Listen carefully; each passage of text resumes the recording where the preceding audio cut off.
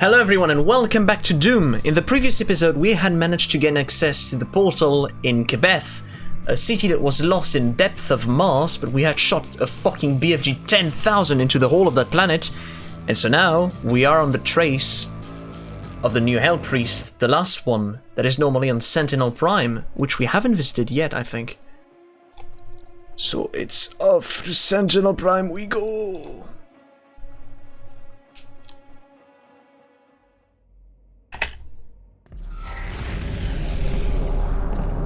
Ooh. Wait, what? There are Sentinel left?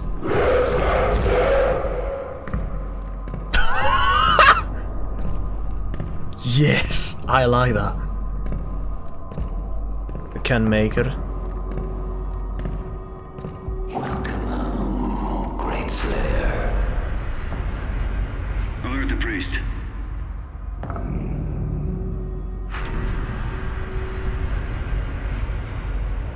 Is everything sarcastic? I was probably not supposed to come, so everyone's like, hey, say hello. Oh, this is awesome.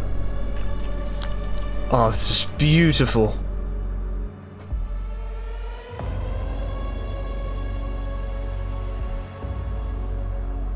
Look at that. Oh, this is wonderful. This is amazing.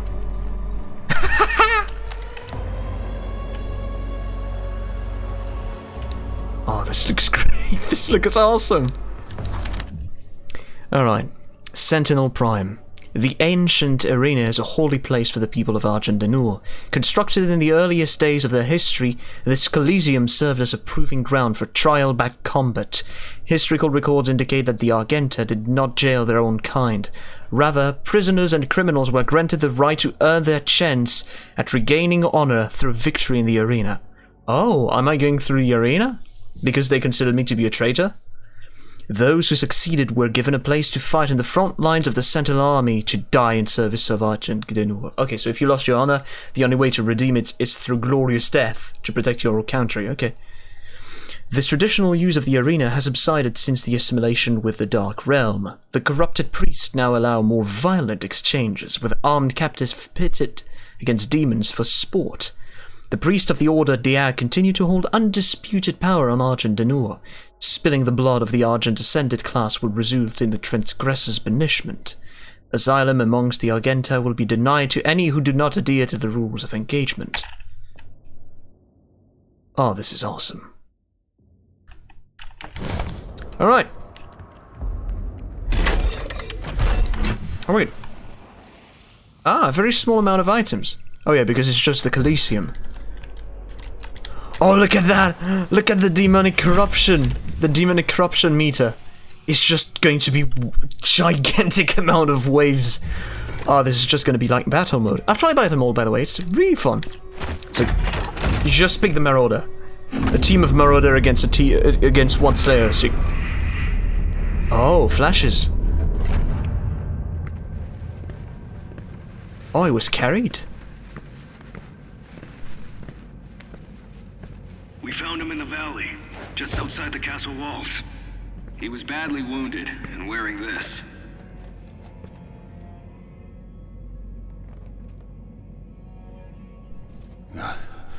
Guts. Huge guts. Kill them. Must kill them all. He has fight in him yet. In spite of his injuries. Send him to the arena. Let him be judged like the others. Oh, that were before they were corrupted. Oh, so it was Bloodstarter. I was like, more. Okay, I can get behind that.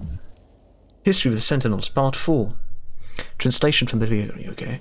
In the time of King Novik, the Argenta secured peace and safety throughout dimensions across time and space.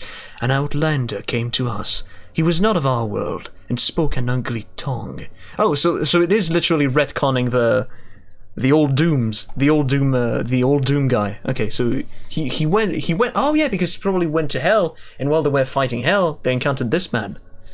How he first took step upon our land was unknown. Yeah, easily retconning. Yeah, Sentinel scouts had found the Outlander bloodied, clawed, and near death, mumbling of impending doom in the forces of darkness. The scent of blood followed him, and the gore that stained his armor seemed not entirely his own. By Argenta law, the stranger would be judged in the Coliseum, where he would be given the chance of all who stray from the path to fight for his freedom. We knew not of this stranger. His mind seemed crippled with rage. He dressed an attire not suited for our lands and carried munition of arcane origin. We watched as his will overcame his injury, and in the blood arena he proved his worth. The Outlander's technique was crude and brutal, but the determination in his charge echoed that of any true-born sentinel. His war cry echoed through the Coliseum as it did the sound of his fury, and the guard cheered his banner. Rip and tear, they shouted as the beast pushed beyond mortal wounds and certain death. He would be gifted no ranks, no title. The survivor in the arena were provided only one reward: the right to earn an honorable death while spreading the blessings of the Makers in those in need. The Outlander's determination was witnessed, his ravings documented, and through the word of the older Diag, the Can Maker had him brought before her. She set her minions to learning his tongues, for with his ugly words he spoke of lands unseen, creatures born of fire in a dark place, unknown to the Queen and her caste. Yet another opportunity to expend the gift of the Makers to those in need. Okay, so they did not know of hell yet. They encountered this man who fought through hell and destroyed all the inhabitants at the time, but he was badly wounded. It was like, the demons! Just kill the demons! And there's like, demons? What was that? Okay. Interesting. But I'm glad that I equipped the old-style armor, because in the flashback, they also see the old-styled armor, which then makes perfect sense for the flashbacks. I don't like it. It's like the little 2 button makes the thing comes out. Oh, this is just straight inspired from a Warhammer. I like it nonetheless. I offer you, O great powerful one, a sign of truce. Nah. Just gonna kill you all.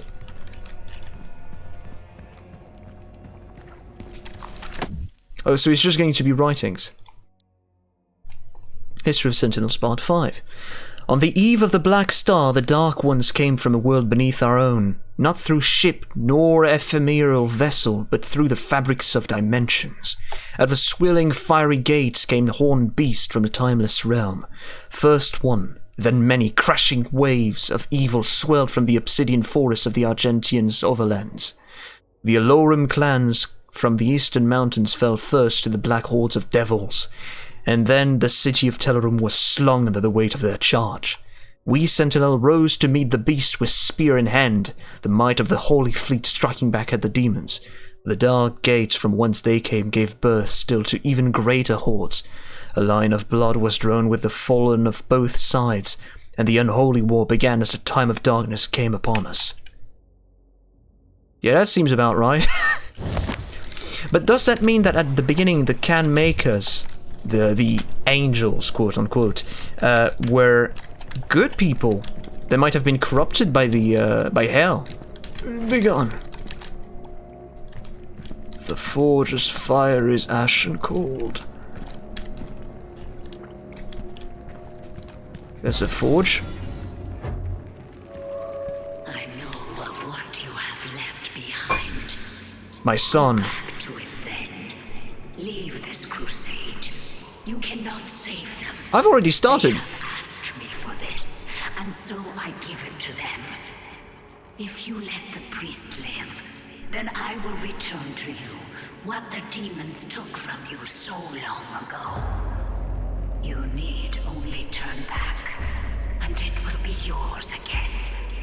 All the pain you carry will be gone. So is it retcon? Why is it so fucking right? Yeah, thank you. Is it retconning the fact that in Doom 2, in some of the old Dooms, we learned that the Doomguy's child was taken by the demons and transformed in a horrible monster because they promised him, hey, you know what? You're a danger to us, but we took our son. You let us be, and we'll let your son live. Which in turn they didn't. They turned him into a horrible monster. I think it was called the Icon of Sin or something. But it was horrible, and so that was his main reason in Doom 2 to fuck everything up, I think. I might have gotten everything fucked, but I know that the son of the Doom guy is transformed into a horrible monstrosity by the demons, adding even more rage to the poor Doom guy. Hey, look at that! I found a secret.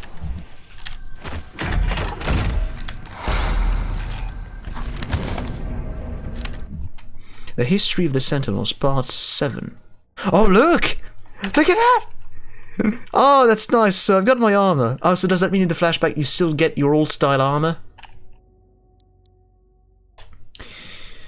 The can maker demanded a tithe of the essence, and driven by her desire, the priests submitted themselves to her will. The Order of the Act took counsel with the king, speaking only of the spoiled lands sure to be found through the cleft in creation, and the opportunity to purge the new invaders from Argent Denur, who took the war to their cursed lands, pressing through the gate of wizardry.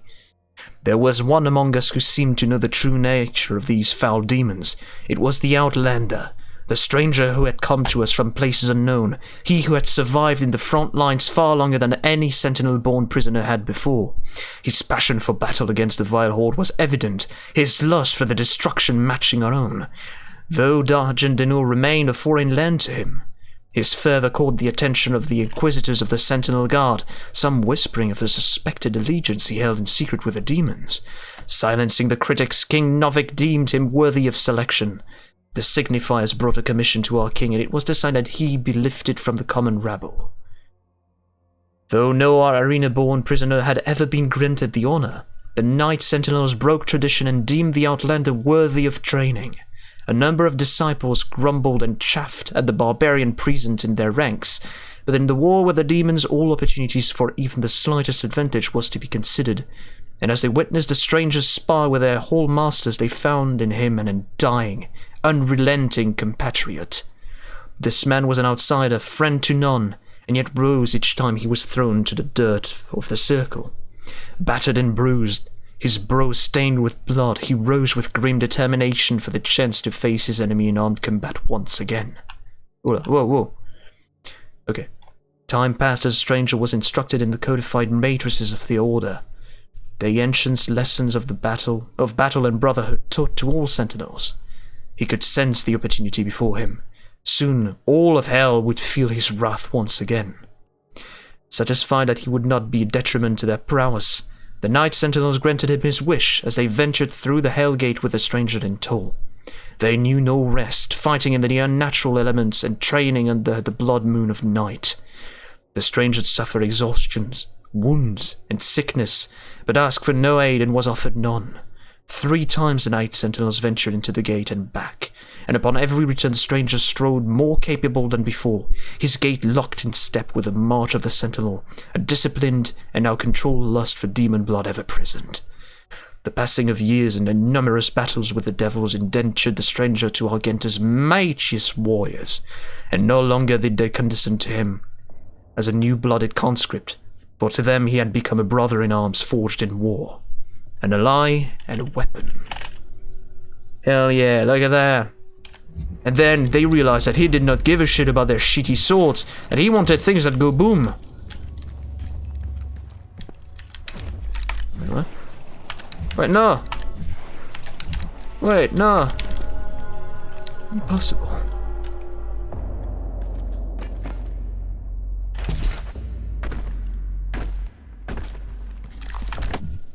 History of Sentinel Part 6. Ah, fuck, I read one in advance. Alright, back up.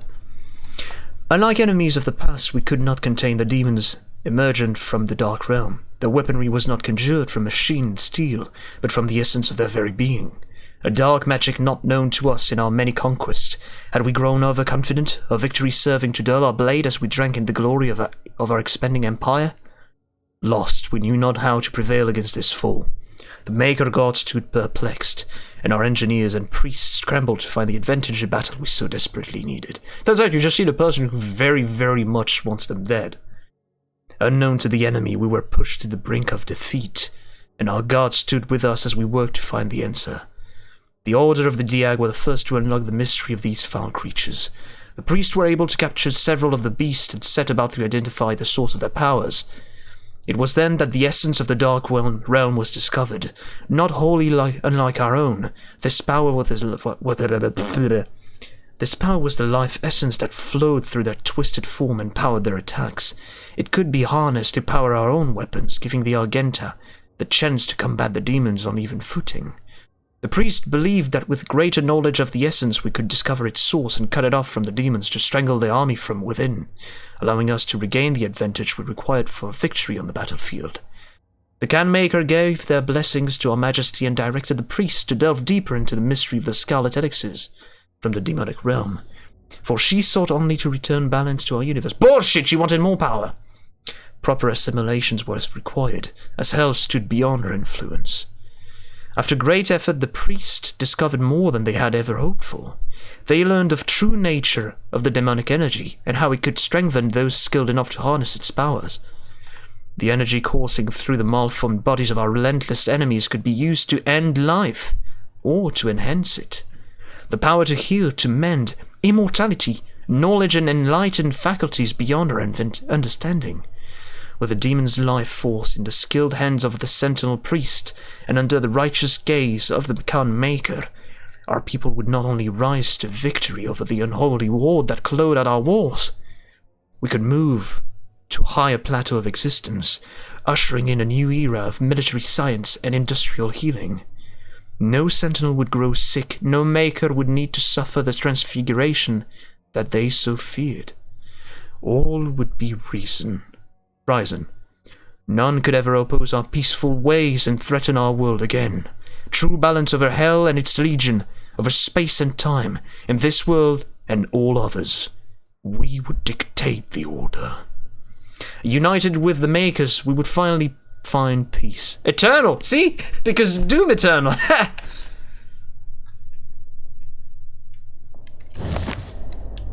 Alright.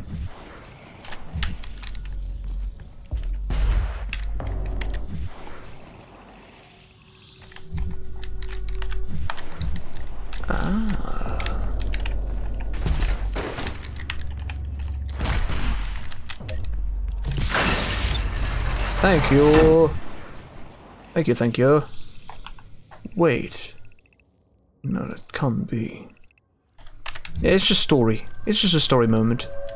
I pity the humans. I do. Theirs is a hard role to play. But I too have a world to save. Without their souls, there can be no hell energy, and the Argent will cease to flow. I cannot allow this to happen. She's just like a second Hayden. Don't stand in the way of Erdak's progress. This is how it has always been done. It is not for you to deny us our chance at prosperity. She's just becoming the new Hayden in this universe. It's like, no, don't do this. We need the energy. We need it, I swear. Oh, hello. Armor? Yes. I said yes. Oh, wait, I already have it. History of the Sentinels, Part 8. No, that's just the... there we go. As we warred with the beast, the Argenta society grew under the watchful eye of the Makers and through the endless power of the essence. While our generals were consumed with the holy war, our culture was marked by the beautiful potion the enemy has provided us. The sweet elixir. I'm sure there will be no consequences.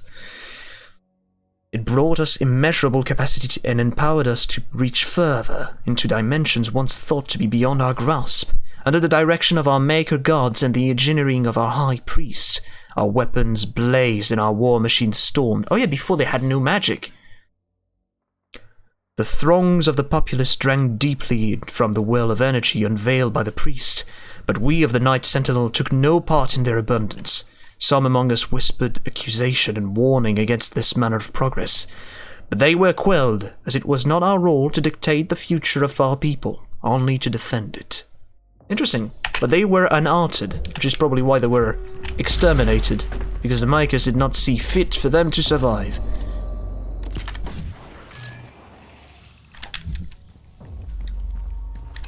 Alright.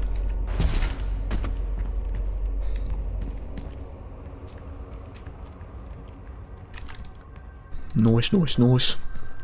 This is exposition time.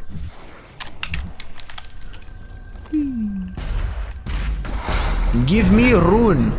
Thank you. So could it be that the runes I get are just like the remnants of my fallen comrades? That'd be great if it were. Oh, look at this! This is beautiful!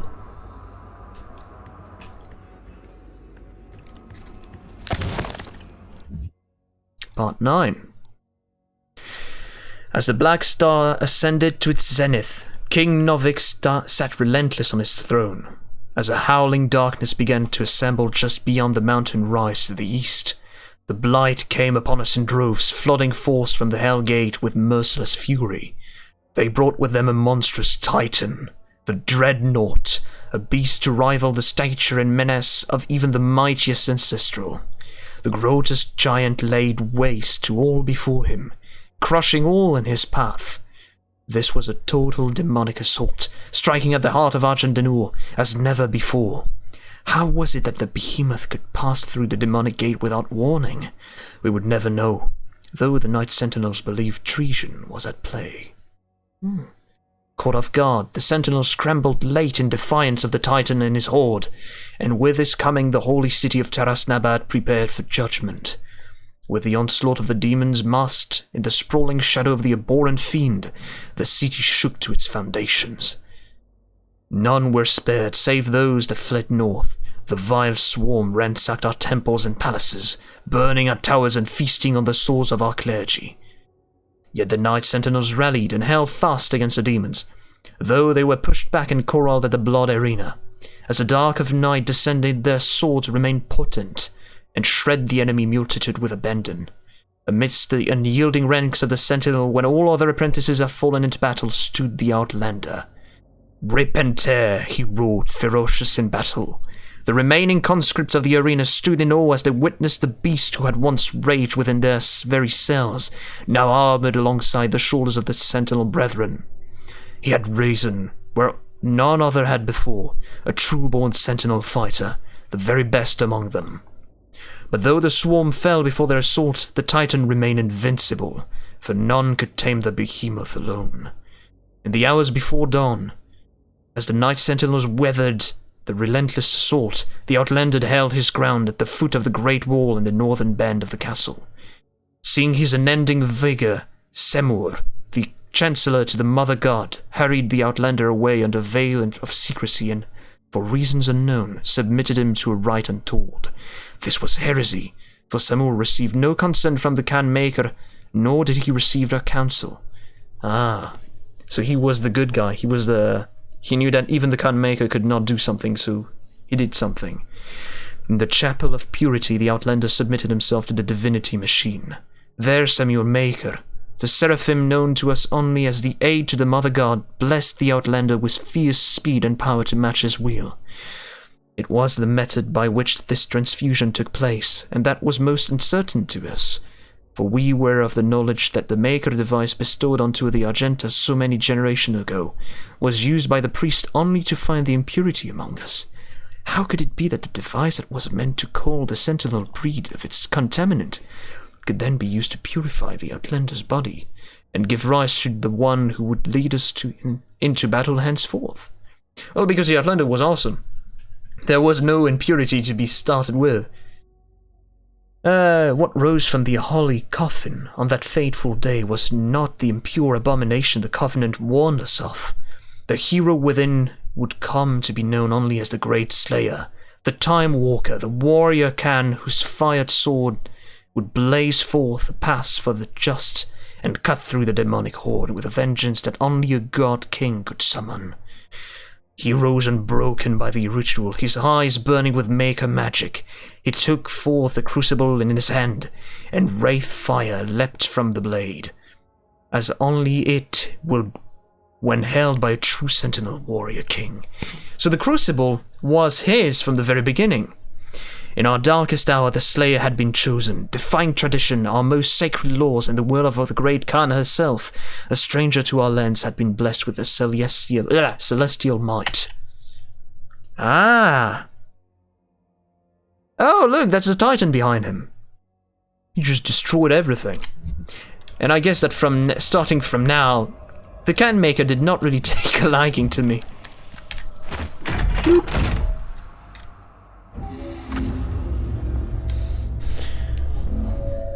I cannot stand by and watch as you put our future at risk. Earth will be consumed, and the energy will continue to flow. It is your people's survival against mine. Yours? What are you talking about? I thought you were gods. Gods don't need anything to survive. Or are you not? Deadgraf. Deadgraf. Deadgraf remains the most powerful of the Hell Priest among the people of Argendenor, frequently visiting his ancient homeworld to lord over the populace. Arrogant and pompous, Graf calls for blood sport in the arena to entertain the fallen... To entertain the fallen citizen of Sentinel Prime. Since the demonic invasion of Earth began, he has operated on the planet's surface along with his fellow Hell Priest to direct Hell's forces, but after the death of Diagnilox and Diagranak, he has fled to the safety of the arena. It was Diagrav who facilitated the torment and eventually betrayal of the Sentinel Commander Valen, taking the keys to the sepulchre of elements and opening the vault of the sleeping Wraith. The ancient creatures were abducted, transported to Hell, and tortured to siphon away their power. He used the heart of Valen's son to animate the icon of sin. So it was not me, it was Valen. Interesting. Of Valen's son to animate the icon of sin, a titan still spoken of in legend throughout Argendenor. You little bastard. You're an arsehole through and through, aren't you? Oh wait, how am I? Only one left, perfect. Only one secret left.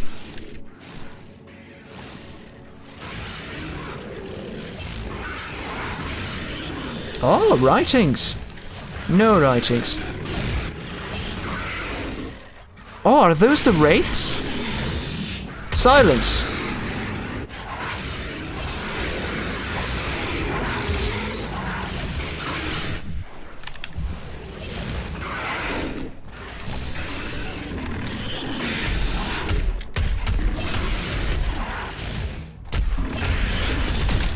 Ha, see?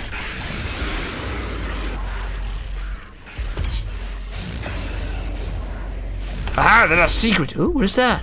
Is that a ball? Gladiator. Oh, yeah! A new monster. In the years following the end of the Golden Age, competing faction of Argendenor turned against one another. An insidious influence had beset itself upon the Sentinel people. I wonder what it was. Corrupting its once held sacred tradition. The Coliseum, once a place of honorable combat where prisoners of the Argenta were tested for the right to fight in the front lines of their army, had since become a place of blood sport. In violation of Sentinel law, the priests have encaged a demon here, a merciless executioner used to enact judgment of their own degree. The Gladiator, wielding an accursed shield which entombs the tormented souls of his undying master, remaining undefeated in battle, infamous for the many lives it has claimed. Oh, this sounds cool. Oh, it's got a morning star and it's got a soul controlling thing. Also, it looks like an actual devil. Look at that. Look at those buff thighs. Amazing. He didn't skip leg day, that's for sure. Alright, what time? Oh, 29 minutes. Okay, we're good. We can still continue on. Hello. Yeah. Let's go and kill some people. Look at that bastard, I recognize you. You're the Hell Priest. Asshole Master. And King Novik.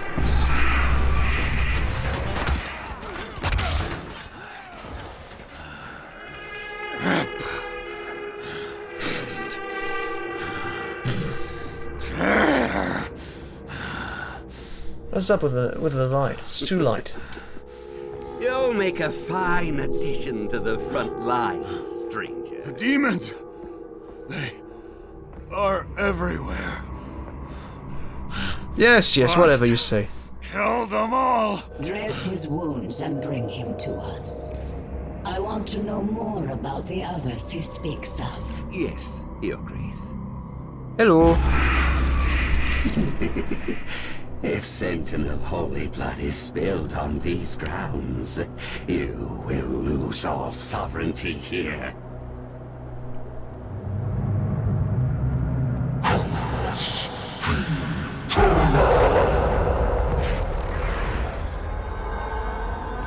What, I'm supposed to defend my Sentinel brothers? Is that it? Because he does not seek to destroy me. He seeks to... Oh no! They said the shield trapped the souls. So he's seeking to summon Sentinels?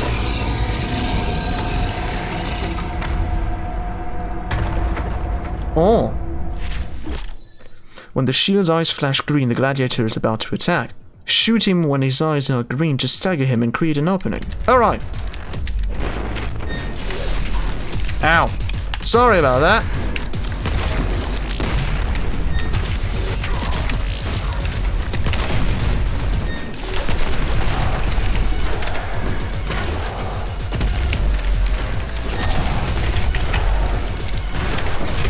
Oh!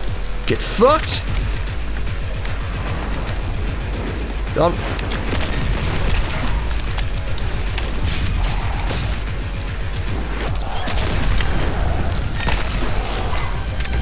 Yup. Wait for me. Oh! Oh! Second time.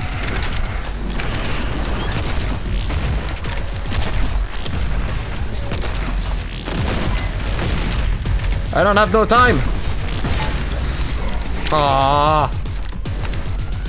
Come and face me.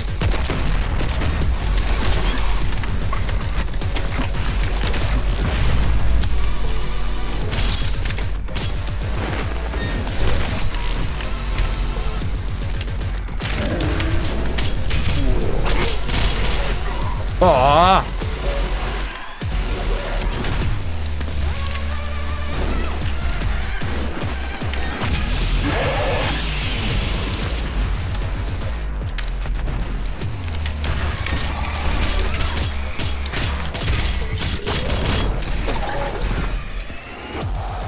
Come on, fight me.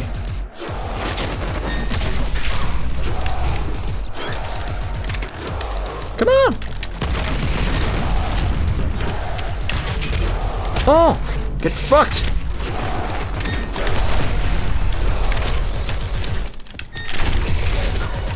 Oh, you put some time. What? Ow, ow, ow, ow, ow. Come on, fight me.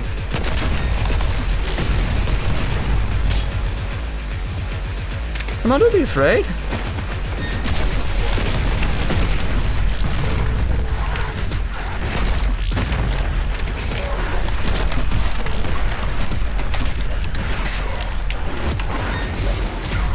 Okay, don't have no time.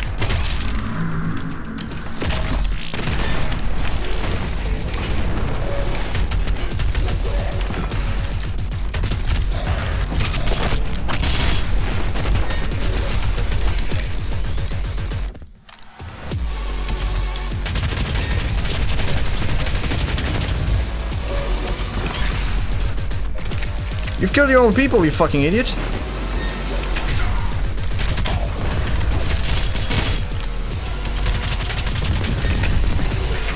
Ah, you did some... Come on, fight me.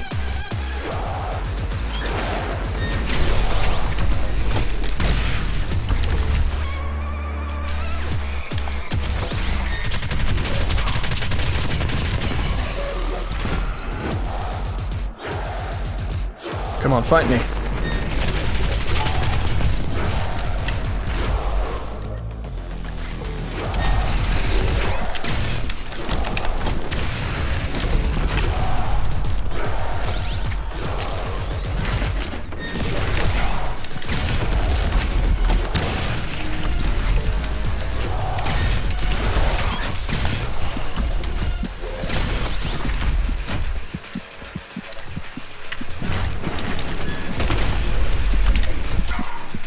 Ow!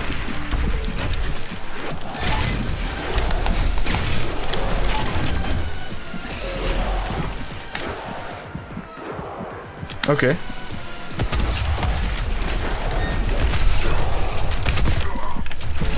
Get fucked! No. What is that? Oh!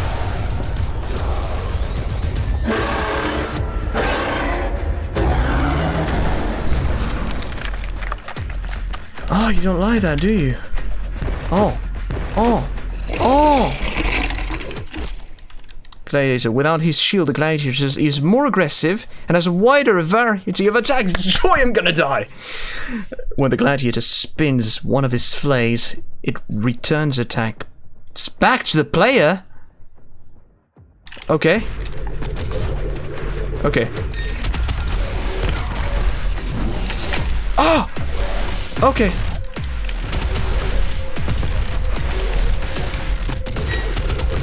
Fuck, fuck, fuck. Ow, ow, ow, ow.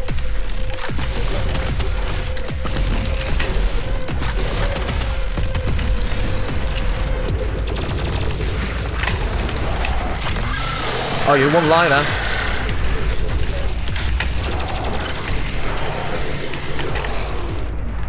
What the fuck is that? Yay! I love playing... I love jumping jacks. Ow. Okay, that was...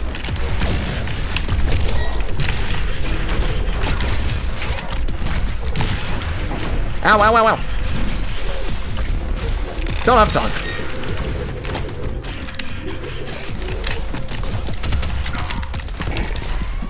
Oh, what? I can stop that? Ow, ow, ow, ow, ow, ow. Ah! But I was doing so well. I wanted to get some armor out of this.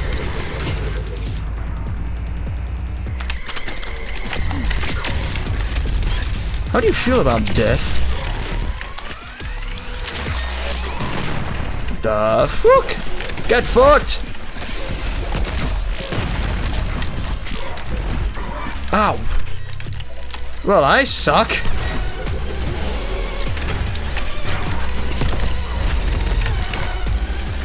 Ow. That is... Oh, that's your fault!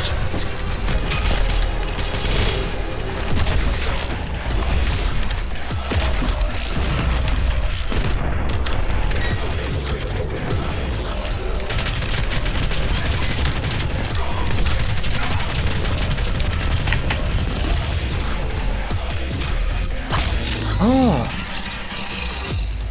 Oh. Oh, yes. Yes. Goodbye. Goodbye. Oh, thank you. Yeah. That's so vindictive. I love it. What is that? Was that sent? Stops nothing. Earth will be consumed. Shoot him. Regardless of what. Thank you. And there we go. No more consumption. What?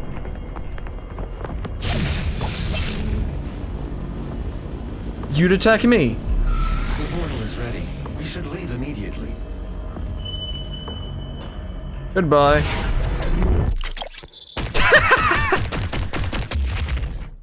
Death. Perfect. Blood Punch upgraded. Glory kills on heavy demons will now instantly charge a Blood Punch. Perfect. Achievements. Thumbs down. Oh yeah. Because gladiator or fight. Okay.